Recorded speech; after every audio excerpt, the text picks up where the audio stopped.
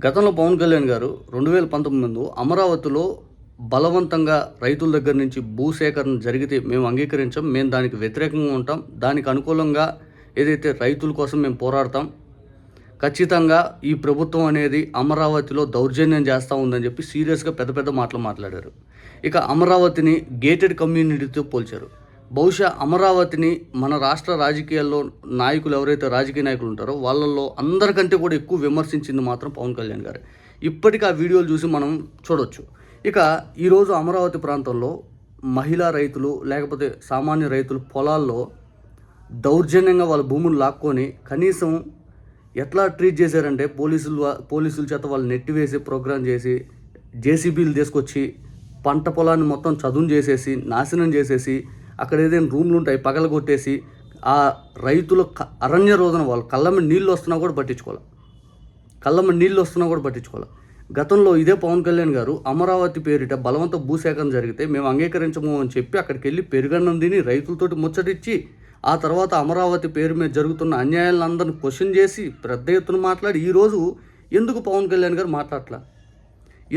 కళ్యాణ్ గారు అమరావతిలో జరుగుతున్న అన్యాయాలపైన, అమరావతిలో జరుగుతున్న దౌర్జన్యాలపైన ఆయన ఎందుకు మాట్లాడట్లేదు? గతంలో మీరు మాట్లాడిన మాట మీకే చూపిస్తాను చూడండి పవన్ కళ్యాణ్ గారు. ఇప్పుడు ఈ వీడియో విపరీతం వైరల్ అవుతుంది. అక్కడ రైతులకి న్యాయం జరిగే వరకు నేను త్రికరణ శుద్ధిగా చెప్తా, రైతులకి న్యాయం జరిగే వరకు మనం చాలా బలంగా పోరాడించాలి. ఎందుకంటే ప్రజల కన్నీళ్ళ మీద నేను మొన్న కూడా ఏం చెప్పానంటే, పోయినసారి కూడా తెలుగుదేశం పార్టీ భూములు సేకరిస్తున్నప్పుడు ఇష్టపడకుండా రైతులు మీరు భూసేకరణ చట్టాన్ని ప్రయోగిస్తే ఖచ్చితంగా నేను విభేదించి చాలా పెద్ద స్థాయిలో మీతోటి విభేదించాల్సి వస్తే గొడవ పెట్టుకోవాల్సి వస్తే దానికి సిద్ధపడి మీరు చేయండి అని చెప్పారు. వాళ్ళు భూసేకరణ ఆపారు. దాని వెనక నాకున్న ఉద్దేశం ఏంటంటే కన్నీళ్లతో రాజధాని కట్టకండి. 10 మంది కన్నీళ్ళు కూడా మంచిది కాదు రాజధాని. ఇప్పుడు కన్నీళ్లతో రాజధాని కడుతున్నారు మరి. ఇప్పుడు బలవంతంగా భూసేకరణకి మీరు ఎందుకు యుద్ధం చేయట్లేదు మరి టీడీపీ తోటి? మరి విభేదాలు మీరు ఎందుకు పెట్టుకోవట్లేదు మరి? ఇప్పుడు బలవంతంగా భూసేకరణ అనేది ఇచ్చిన ఆల్రెడీ భూమికే న్యాయం చేయకపోగా రిటర్నబుల్ ఫ్లాట్స్ ఇవ్వక వాళ్ళకి పూర్తి స్థాయిలో అసలు ఈ ప్రభుత్వం తరపున వాళ్ళకి సమాధానం చెప్పేవాళ్ళు లేక ఇచ్చిన రైతులే అల్లాడిపోతూ ఉంటుంటే ఇక ఎవరైనా ఆగి ఉన్నారు ఇవ్వలేని రైతులు ఉంటే వాళ్ళని ఎందుకు బలవంతంగా ఈ భూసేకరణ చట్టం అనేది విపరీతంగా ప్రయోగించి వాళ్ళకి న్యాయం చేయాలన్న ఆలోచన కూడా మీకు ఎందుకు రావట్లేదు? పవన్ కళ్యాణ్ గారు ఇప్పుడు మీరు ఖచ్చితంగా క్వశ్చన్ చేయాలి. మీరు గతంలో చెప్పిన మాటలు ఈరోజు మీరు కట్టుబడి ఉండాలి. మీరు ఎందుకు ఉండట్లేదు?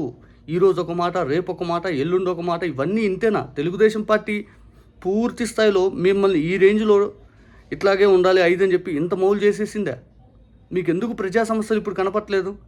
2019కు ముందు అమరావతి పేరిట జరుగుతున్న ప్రతి అన్యాయాన్ని పుస్తకాల రూపంలో ఉంటే ఆ పుస్తక ఆవిష్కరణ కార్యక్రమాలకు వెళ్ళి ప్రతి చోట ఇది గేటెడ్ కమ్యూనిటీ, ఇది కొంతమందిదే రాజధాని, ఇది అందరిది కాదు 5 అని చెప్పి పెద్ద ఎత్తున విమర్శించి ఆ తర్వాత అమరావతి ఏకైక రాజధానిని తీర్మానించి లక్షల కోట్లు విపరీతంగా అప్పులు తెచ్చి ఎప్పటికైద్దో తెలియకుండా పూర్తిగా విపరీతమైన వడ్డీలు కడుతూ మన రాష్ట్ర ఆర్థిక పరిస్థితి ఏంటి అని చూడకుండా ఎస్ఎఫ్టీలు పెడతా విచ్చలవిడిగా అవినీతి దోపిడీ జరుగుతుంటే వీటి ఏం కనపడదో. ఇక అక్కడ రైతులు అన్యాయం గొల్లుమంటున్నా కూడా ఆ అన్యాయాన్ని తగినట్టు పూర్తి స్థాయిలో వాళ్ళకి అండగా ఉండే ప్రోగ్రాం చేయకుండా, వాళ్ళకి అండగా ఉండే కార్యక్రమం చేయకుండా, ఈ అండగా ఉండకుండా వాళ్ళని ఇంకా వేదనకు గురి చేయడం ఏంటండి?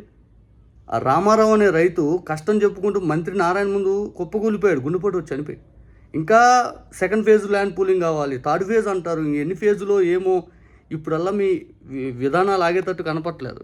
ఈ రైతులు కన్నీళ్ళతోటి కడితే రాష్ట్ర రాజధాని ముందుకెళ్ళలేమో అది ఇది అంటారు కదా, రైతును ఏడిపించి కడుతున్నారంటే మరొక ఉదాహరణ పవన్ కళ్యాణ్ గారు గతంలో మీరు మాట్లాడిన మాట, రైతులు ఏడుస్తూ ఉన్నారు. రైతులకి మీరు కావాలంటే పోయి నచ్చజెప్పండి, వాళ్ళతో మాట్లాడండి, వాళ్ళతో చర్చలకు కూర్చోండి. సిఆర్డీ అధికారులు ఇంతమంది అధికారులు ఉన్నారు. ఈరోజు ఒక్కరన్నా ఆ అధికారులు రైతుల్ని జాగ్రత్తగా ట్రీట్ చేస్తూ పూర్తి స్థాయి వాళ్ళని ఇబ్బందికర వాతావరణం లేకుండా చేశారా? పోలీసులు పెట్టి వాళ్ళు లాగే ప్రయత్నం చేశారు, వాళ్ళని వేదనకు గురి చేస్తూ ఉన్నారు దౌర్జన్యంగా.